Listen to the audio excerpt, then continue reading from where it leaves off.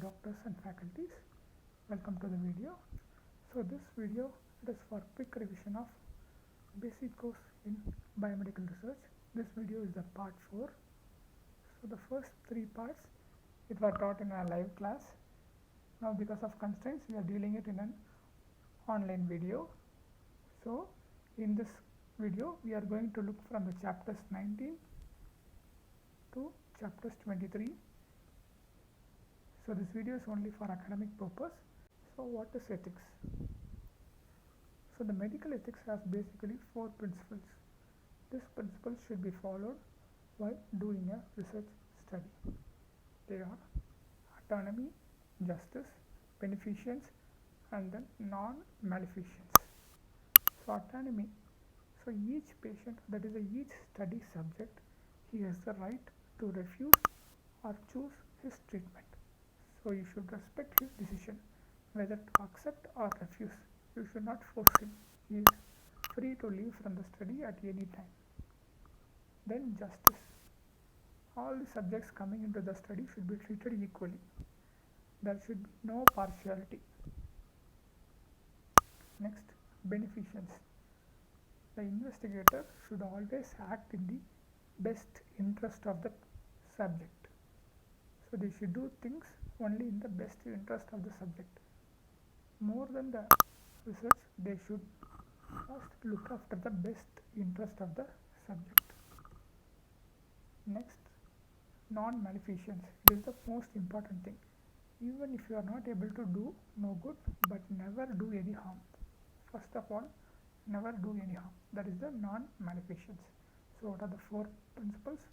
Autonomy, justice, beneficence, non-maleficence. So for doing any study, we need ethics approval. Even for observational study or interventional study, any type of study, you can tell, sir, I am just only observing the patient. Sir, I am just going to review the records. Only I am going to see the records of the patient. No. For any study, you need this ethical approval.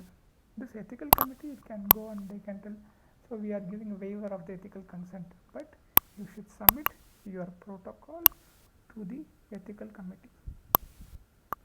Only after they take the decision, then only you can proceed with the study.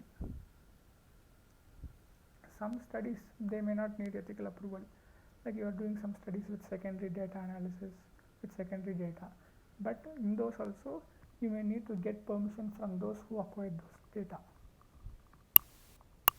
So any study which is dealing with human subjects, so any study which is dealing with human subjects or human participants or their record or anything related to them, you need to get the approval of the ethics committee.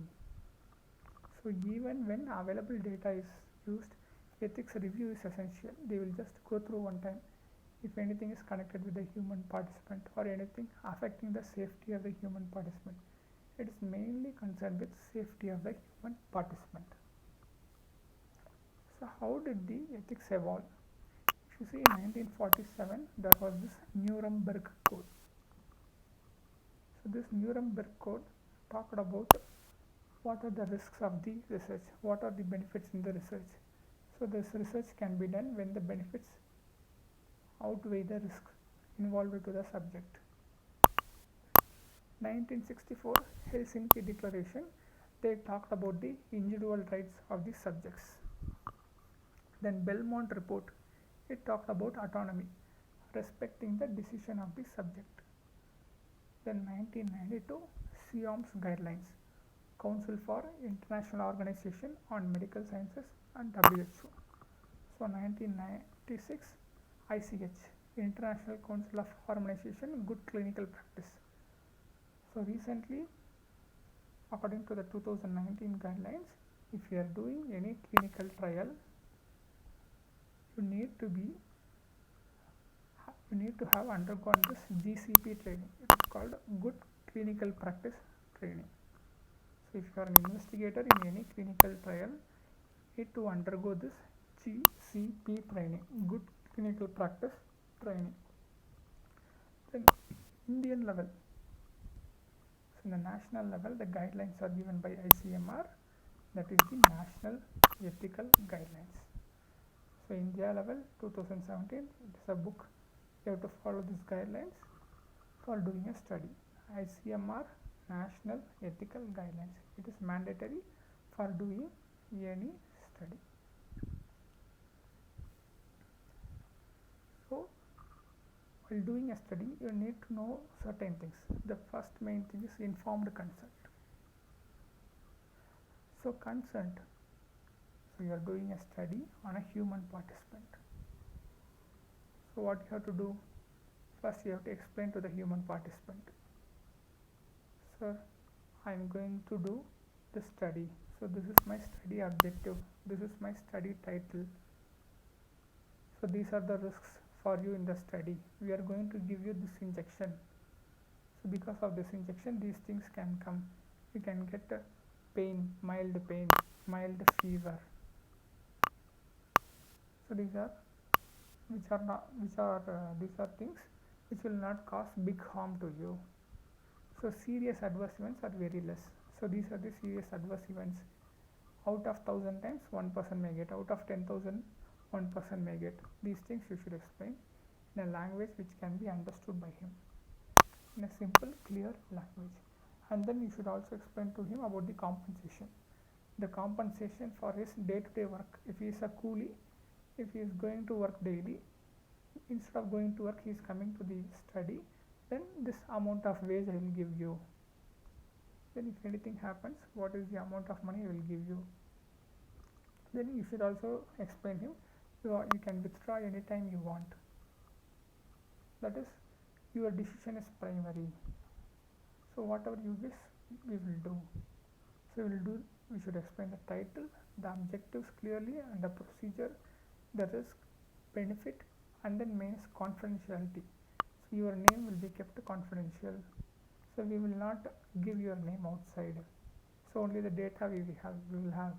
We are only giving the results, so your individual name will not go outside. So everything should be explained in a simple, clear language to the subject, in their own language. So you should get the consent, that is a sign, in their own language, that is English.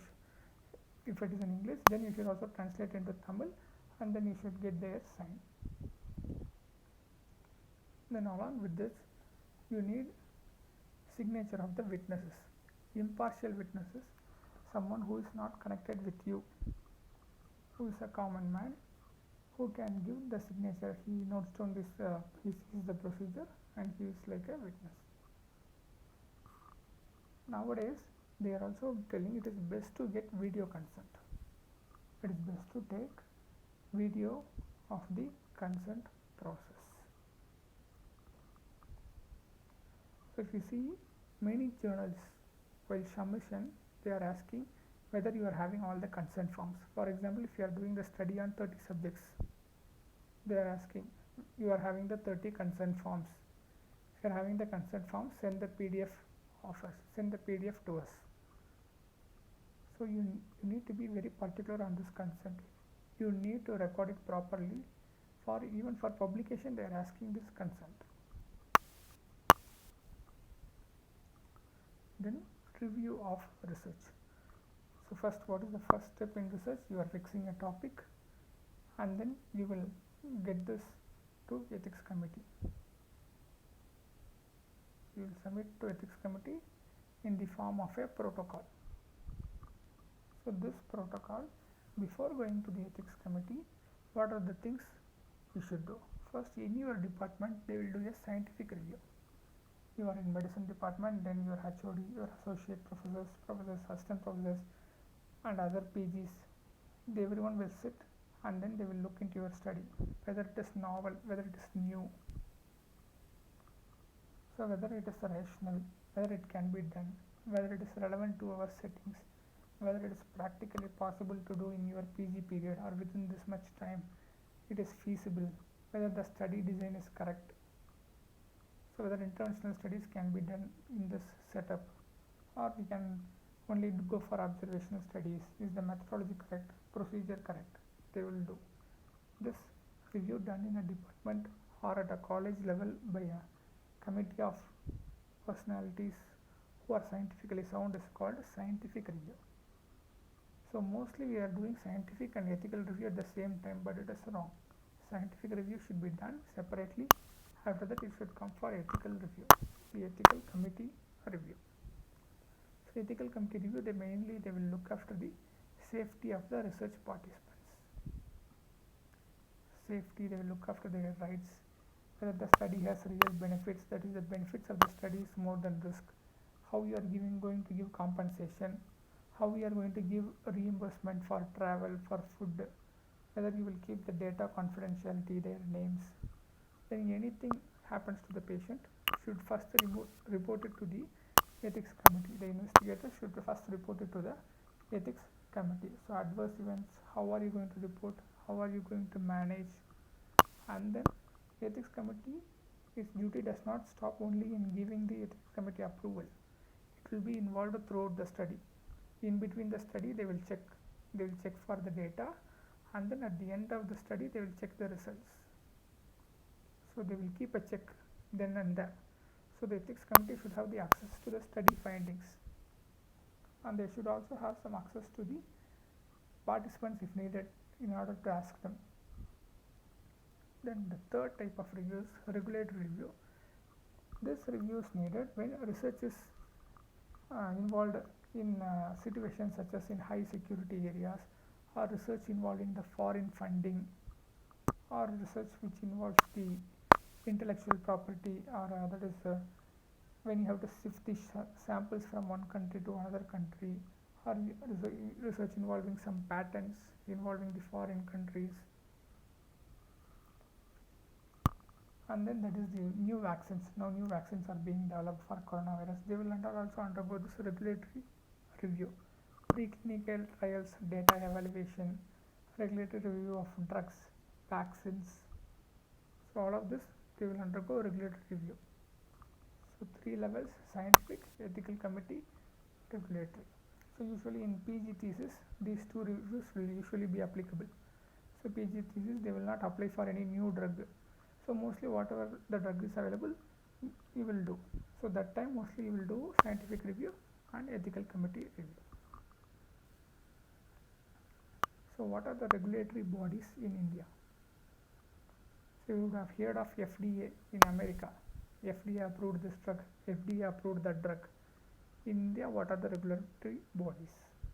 In India we have Central Drug Standard Control Organization, CDSCO. It is the national regulatory body for medical and pharmaceutical devices. Under this CDSCO we have DCGI, that is the Drug Controller General of India. They will only give approval or license for drugs and vaccines. So for coronavirus they are finding out a vaccine. Who will give the approval? It will be given by DCGI. So for coronavirus, a new drug, for example remdesivir, it is being used. Who will give the approval? After DCGI gives approval only it can be used in common practice. So all clinical trials including PG thesis, they should be registered in CTRI, Clinical Trial Registry of India, mainly interventional studies. If you are doing any trial or interventional study, you should register your study in Clinical Trial Registry of India. For observation studies it is not needed, but for interventional study, any experimental study, you should register your trial in CTRI. After getting the ethics approval from your college, you have to register it in CTRI, Clinical Trial Registry of India. It is the duty of both the PG. He or she should be guided by the guide. So they should register it in the Clinical Trial Registry of India. So this CTRI, it has a separate section for it, for this PG thesis.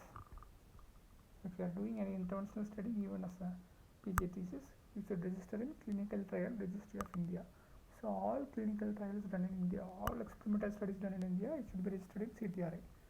For publishing the journals, they ask what is your CTRI number. Without this number they will not publish your study. So they will ask your ethics committee number. Your ethics committee will be EC from this college, GMC or some college you will give, then your number will give 8342, like this. Similarly, you will give CTRI number, some 22 2020 December month. It is easy, you can get this CTRI registration within 2 weeks, you can get. So the recent rules applicable for clinical trials in India are called New Drugs and Clinical Trial Rules 2019. So according to these rules, every college or every institution should have a ethics committee. So every ethics committee, they should be registered with the Central Licensing Authority in the Department of Health Research. So if this ethics committee is not registered here, then all the ethics approval given by the committee are questionable. So also this registration is valid for 5 years only. So every 5 years you should get your registration refreshed. So if you see, all institutions, they will have ethics committee. In this ethics committee there should be at least 7 members. Out of this, the chairman, who is the head of the committee, and 50% of the members, they should be from outside the institute. They should be from outside the institute, at least 50%. The chairman should be from outside the institute, from outside the college or outside that hospital. So out of the members, there should be one lawyer, one legal expert, one lay person. Lay person is like a common man. Then one woman member. Then one independent person, that is preferably from an NGO, or he is like a philosopher or social scientist, because they will look from their point of view. Common man, a social scientist, one legal expert. Then every ethics committee, they should maintain record for 5 years. For the past 5 years, for whom and all they have given ethical clearance. Then another important thing which most of the ethics committee may miss is the reporting of adverse events. If nothing is reported, they should close the file, no adverse event reported. They should monitor and then follow up for the results till end. So the ethics committee duty does not stop with giving the ethical clearance. They should see the trial, they should follow up for results. So till the end of the study, to look after it is also a duty of ethics committee. So conducting clinical trials in India, it requires GCP training. Good clinical practice training is mandatory for anyone doing an interventional study or clinical trial. So GCP training, good clinical practice training, it is like they will give a certificate. So what are the common problems faced in conducting clinical trials? First is regarding informed consent. For getting informed consent, you will give to the study subject one sheet that is called a participant information sheet. In this sheet only, as I told you, they will have the study objectives, the study title, and then what are the procedure you are going to do, the methodology, and then what is the compensation, so how you can reimburse, what are the adverse events expected, what will you do in case of adverse events, whom to contact, when to contact.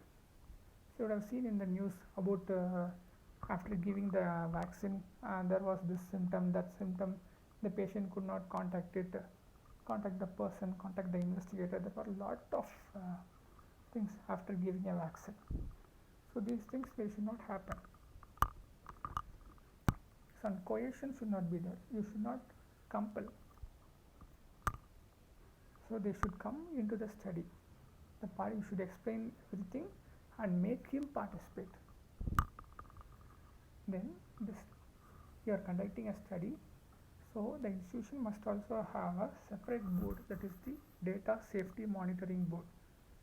So this data safety monitoring board, they will look after the results of the trials, or in between they will check the data, how much they have collected, how is the study going on. If any serious adverse event happens, they will immediately stop the study. So these decisions, they can be taken by the data safety monitoring board. So next, another confusing point is whether we can use placebos or not. It is a big question, because when the usual standard of care is applicable, you should compare your new drug with usual standard of care. At that time, giving placebo, it will give rise to many ethical questions. That is usual standard of care. You are giving a new drug for hypertension, already one drug is there. Then you should compare your new drug with this already present drug only. You should not compare it with placebo. Then trial stoppage rules. So before starting the study, you should set up the trial stoppage. When I will stop it. If this many adverse events happen, I will stop. If 2 of the patients develop this adverse event, I will stop the study. Everything you should mention in your protocol. So many of the protocols lack these trial stoppage rules, reimbursement, how to reimburse, from whom you will give, whether you are looking for any insurance, or how is the sponsor, who is your sponsor, if you are not having any sponsor, how you are going to do. So lot of doubts are there in conducting clinical trials. Then documentation is very poor in clinical trial. And then reporting of adverse events. So review of research. The first is scientific review. It is usually done by the departmental level or at the college level. Scientific review, they will mainly look whether your research question is sound. They will look after the scientific aspects, whether it is feasible, as we have already seen.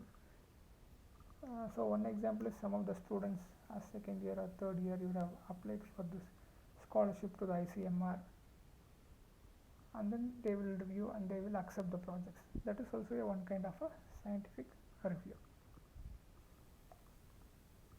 Then ethical review, they will mainly look after the safety and welfare of subjects.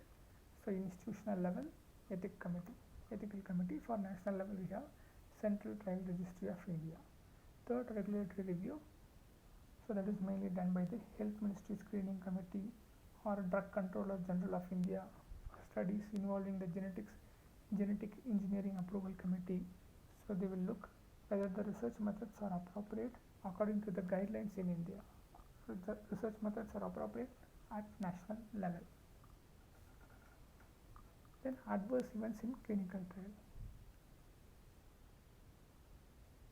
So adverse events, they are inevitable. So every clinical trial will have some adverse events. So the serious adverse events, they have to be reported within 24 hours by the principal investigator to the ethics committee and to the central licensing authority, that is the DCGI, and then to the sponsor if you have any sponsor, a drug company or some other sponsor.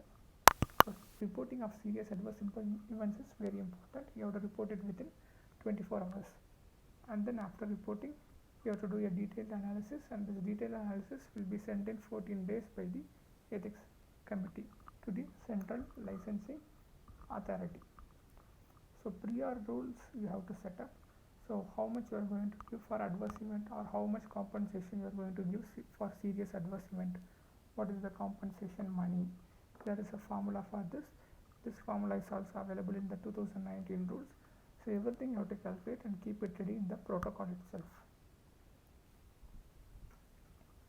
So how to write a protocol? For writing a protocol, there is a guideline, that is the SPRIT guidelines. So using these guidelines, you can write a protocol. So what is the first step in writing a protocol? So the first step in writing a protocol is identifying the research question and objective. So after you identify the research question and then the objective, you will prepare a one-page concept paper. So one-page concept paper, why it is because all the protocols you prepare, they will not materialize. It can be rejected by your department itself first. It can be rejected by your guide. So instead of preparing everything, you can prepare a one-page concept paper. One-page concept paper is a short form. It is like a short form for your protocol. So with this, if this one-page concept paper it materializes after the peer review, that is after review by your department members, after review by your HOD and your professor, then you can prepare a detailed protocol which can be sent to the ethics committee. So after one-page concept paper, you have to prepare dummy tables for results. So what are the things I am expecting as a result in my study? Age, gender, these are the things in group 1, group 2. I am going to compare these two groups and I will put the confidence interval here or p-value here. So how many tables? So what are the analysis? So you have to prepare the dummy table. So after everything you will prepare the draft protocol. So in this protocol you will have first the background. So about the study you will write. Then you will write about the objectives. Then you will have the methodology. In methodology only you are going to tell what type of study design. I am going to do a cross-sectional study. I am going to involve this people, this study population. This is my study population. I am going to select this much sample, that is the sample size. So which sampling you are going to do, conventional sampling or what type of sampling method, inclusion criteria, exclusion criteria. You are going to include this people, you are going to exclude that people. After this, main thing is you should include everything like questionnaire, you should mention in methodology. And then what are the instruments? I am going to use this hemoglobinometer. I am going to use this for getting the biochemical values. Then you should do statistical analysis plan. So what I am going to do, these are the variables. I am going to use this software for data entry, this software for data analysis, and then what are the expected results. Last, what are the expected benefits from the study, and then last you will have the references. So at the end of the protocol you should have the instruments, annexes. In this annexes you should mainly have this consent forms, participant information sheet in both English as well as in your local language, Tamil, Hindi, or depending on the area. You should have all the annexes. Then after everything you have to do peer review. Peer review is like reviewing the protocol by your colleagues. After dealing with the mistakes pointed out by them, then you can submit it to the ethics committee. So this one-page concept paper, so it is useful for funding screening. So if you see many of the high level bodies as ICMR, they will not have full time to read your protocol in detail. First they will read your one-page concept paper. If it is okay only, then they can go and then they can read your protocol, they can save the time. So what are the things needed in a one-page concept paper? This is the basic step for preparing a protocol. First you should write the background. So why this study necessary? What is new from the study? What is unknown about this topic? What is unknown in diabetes? So diabetes is very common. What is the importance? Then objectives. What you need to know. So you are going to find out the prevalence of diabetic nephropathy in this area. So objectives you should keep it simple. 1 or 2 objectives. You should divide which is the main objective, which is a part or a secondary objective. So general objective, specific objective. Better to limit to 2 or 3 objectives. Then methods, as I told, study design. What is the population? What is the comparison group? Then what if experiment, what experiment you are going to do? Then you should define everything. If you are taking diabetes mellitus patient, what is the definition for diabetes? What is the definition for hypertension? Then sampling method.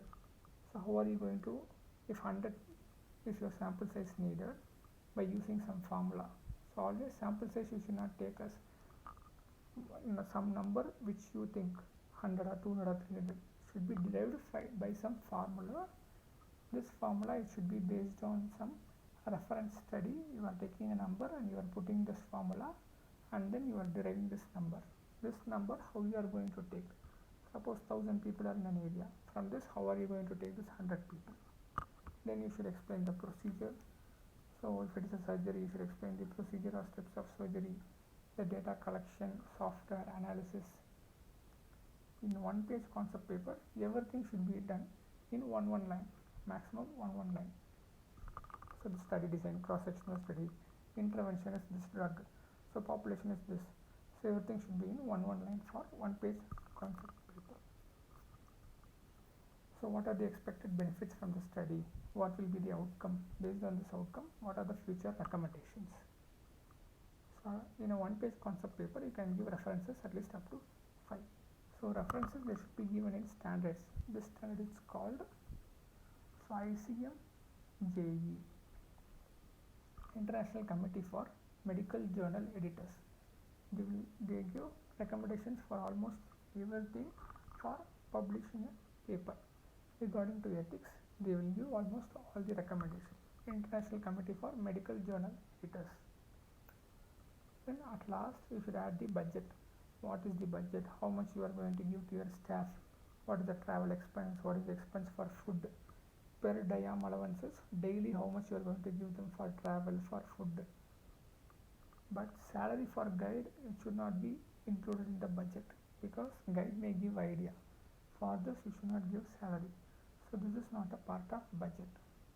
So budget is mainly for the work done by the project staff, for their travel, for their food, for getting the equipments, for getting some reagents, the paper, the xerox, that all you can include in the budget.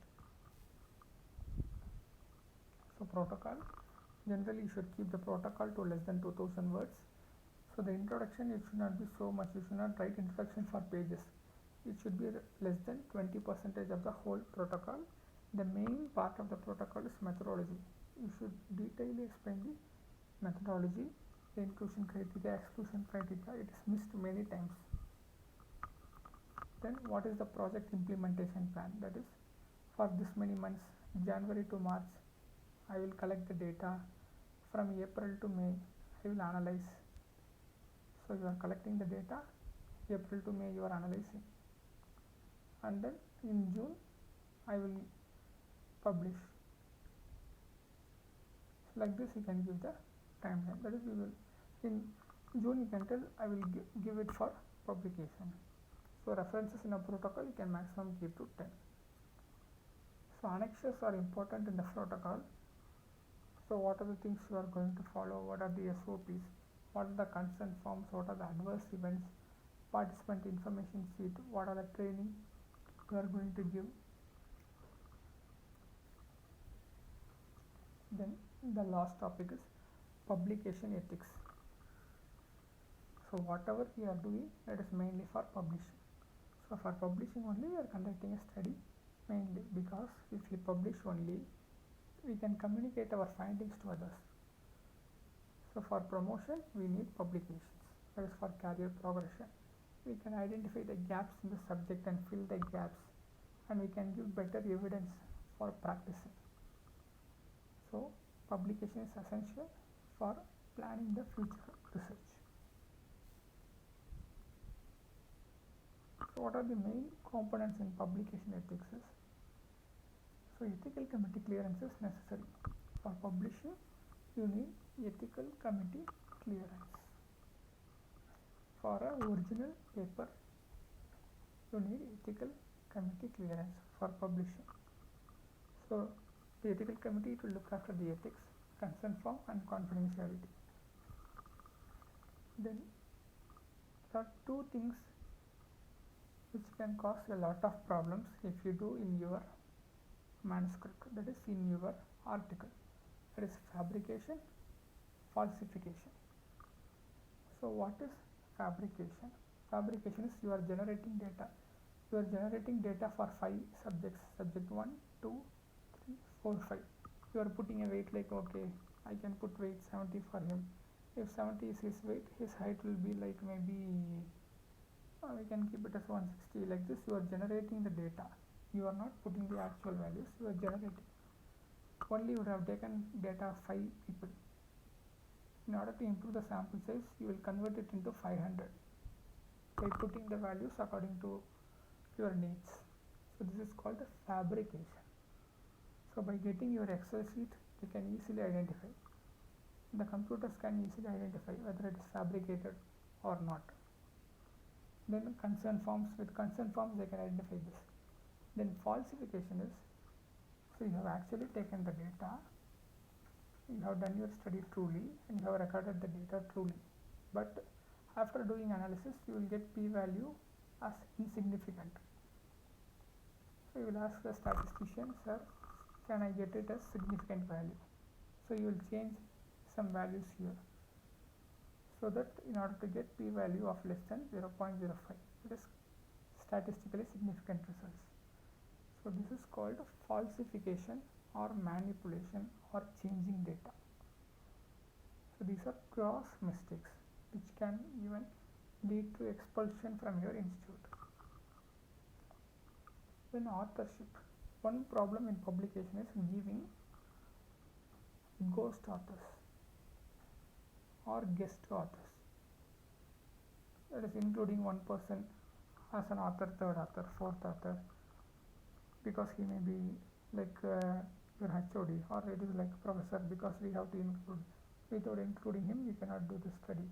So that is a problematic area, because any author, they should have some involvement in the study. So everything should be decided while writing the protocol. So he is going to this much work, so he will be the first author, he will be the second author. So he will help in publishing, so he will be the corresponding author. So it is best to decide everything in right protocol. At least the maximum you should decide it while writing the protocol. So ICJME, it has 4 criteria for authorship. So what are these 4 criteria for authorship? So every author should have made substantial contribution, that is, who created this concept, who acquired the data, who conducted the study, who analyzed the study. So based on this, based on their contributions, you can give. So he only conducted the study, X conducted the study, so he will be the first author. So Y helped in analysis, he is second author. So Z, he is only publishing, he is helping in publication, and he is writing the draft, so he will be the corresponding author. So if you see the authorship, corresponding author, he sends the mail, one who is sending the mail, and the one who is working with the journal, he will fill, the journal will have some criteria. You should write this many pages, 2 pages for the manuscript, your references should be like this. So mostly he will write the manuscript and he will put it in the journal website. In the website, they will contact one person, and then they will get rectified all the mistakes or rectified their queries. So that person who handles all this mail and everything is called as the corresponding author. So second criteria for authorship is drafting. So that is writing the manuscript or the article, writing and revising its intellectual content. Third criteria is approval, who and all had a say in the version to be published. Fourth one is accountability. If the journal asks some questions, who is accountable, who can give all the answers, who will give the correspondence for the questions asked by the journal. So based on these 4 criteria, we can determine the authorship. Next, problems in submission. What are the ethical concerns, problems we can get during submission is, suppose you are submitting your paper to 2 journals. You are submitting to one big Indian journal, at the same time you are also submitting the same article to one international journal. Then it is called simultaneous publication. So you should never do this. So only after this journal rejects your article, you can go to this journal. If this journal accepts, you should not do. You should not also do duplicate publication. Already what you have published, you should not take some part of it and publish it in another journal. So you should never do simultaneous publication. You should never do duplicate publication. And then better avoid predatory journals. Predatory journals is, if you go to the journal web page, they will give like, we are indexed in PubMed. Actually, they will not have any index. So index is like a standard. like ISI we are having standards like that. For journals, indexing is like a great standard. They will tell in their web page we are PubMed indexed, but they will not be indexed. They are poor journals. Predatory means they are false. They will only get your money, and then whatever you are sending they will publish and tell. So your article is published. But at last, when you go for checking, they will tell, sir, it is a predatory journal, so your article is rejected, so you will not be considered for promotion. So always check the journal list for predatory journals, that is BIAL's list. Or you can go to the websites. Some websites are there. If you want to check the indexes, you can go to the indexing websites, DOAJ, or you can go into PubMed and you can search in the catalog. So is this journal indexed in PubMed? Is this journal indexed in DOAJ? Or is this journal indexed in Scopus? You can go to the respective websites. You can check putting the name of the journal in this DOAJ or PubMed or Scopus websites and check. Next is plagiarism. Plagiarism is copying others' work. This is also a major problem. So we should not copy others' work. When we are copying, mostly what we'll do, we'll go to Google and then we will put our topic. So what is coming from that we will copy and paste it in the introduction. And what is coming in some studies we will paste it in discussion. So without changing anything, that is plagiarism. So if you change also the meaning will be there, then you are changing the sentence. Then you should cite at the end of the sentence. You should put some numbers 1, 2. So 1 is this study, 2 is that study. It will come in the references. So this is citation. You should cite properly. Then you should change. You should not copy and paste as such. You should change the sentence. You should understand and you should rewrite in your own sentence. Then you can avoid plagiarism. If it is plagiarized, the journals, they will reject your article. So this plagiarism, in order to reduce this plagiarism, we have many softwares. Even many websites are there for free. Paid softwares are also there. They are Urkund, Turnitin. So these are institutional level softwares. Then conflict of interest. So at the end of your article, you will always acknowledge the persons who helped in doing the study. Then you should disclose any financial, you are gaining anything from the study, or you have any social connection with the drug maker or this pharmaceutical company, and yourself you are having any friendship or anything, you should disclose. Let the readers decide. So whatever they want to decide, they can decide, but you should disclose everything. So if you see, when you publish an article in a big journal, they will have some form, ICMJE. So then you have to sign this.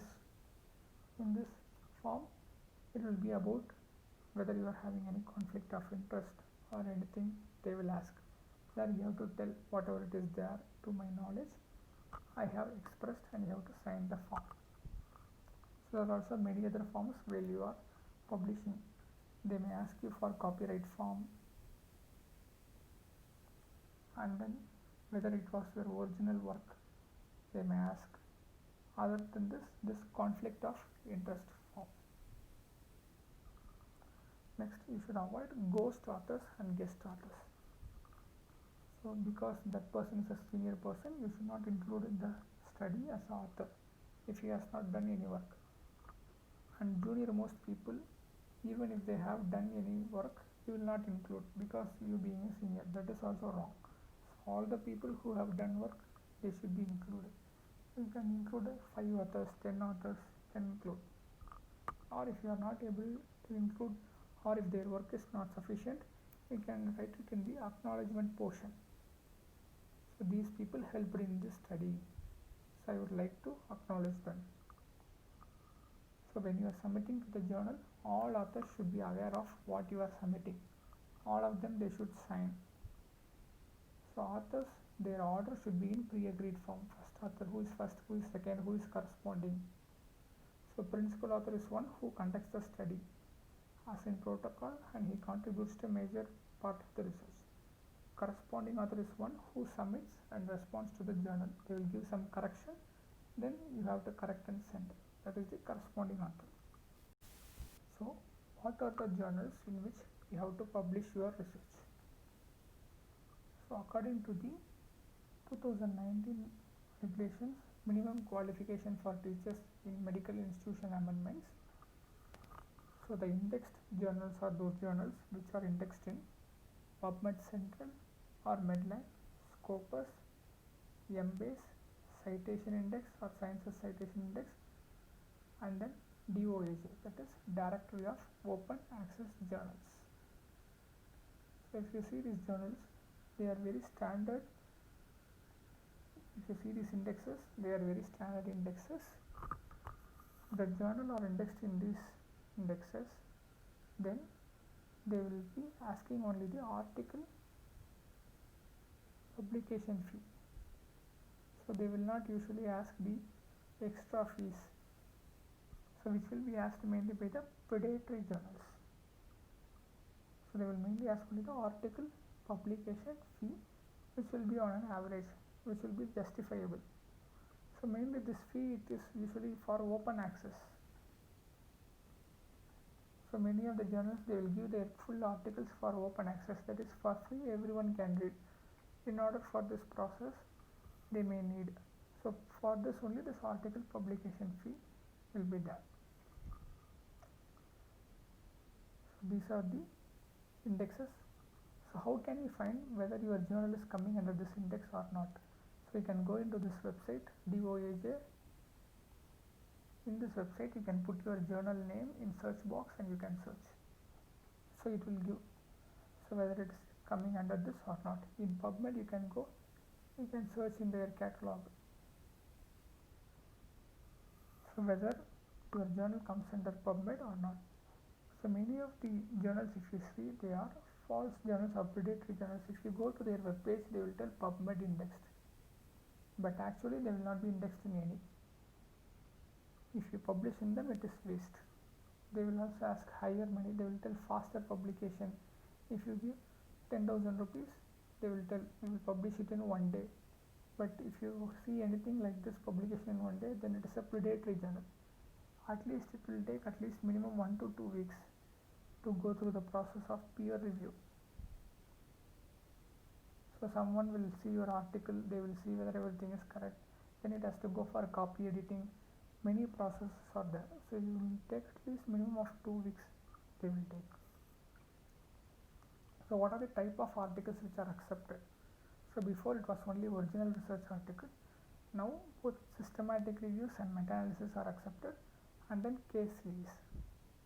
So one rare case is case report, but case series is usually more than one case.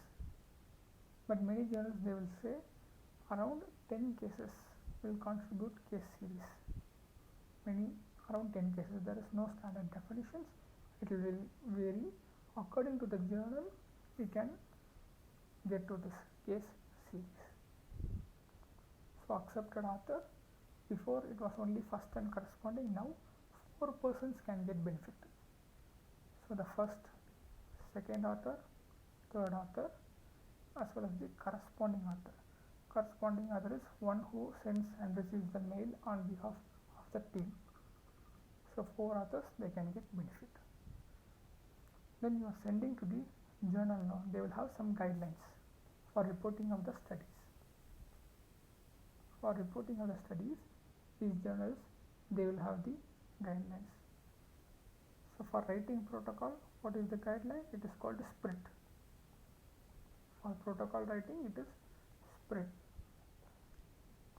Then for randomized control trial, the guidelines or flow diagram should be consort. It will be consort. It is nothing but consolidated standards of reporting trials. So if you are going to publish your randomized control trial or any experimental study, then you should check with these guidelines. while publishing. Then next step is for observational studies. For observational studies, how you should write your article, what are the checklist and what are the guidelines is based on strobe. Strobe means strengthening of reporting of observational studies in epidemiology. It is mainly for observational studies, strengthening of reporting of observational studies in epidemiology.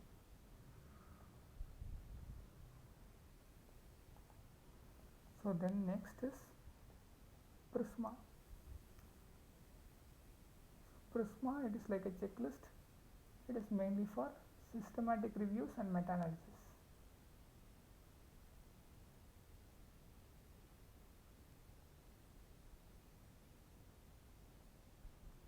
So there is another thing you should know, that is called MOOSE. MOOSE.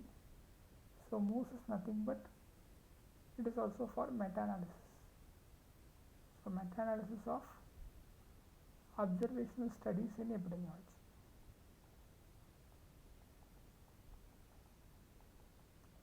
So you should know about, for writing protocol, the guidelines is SPRIT.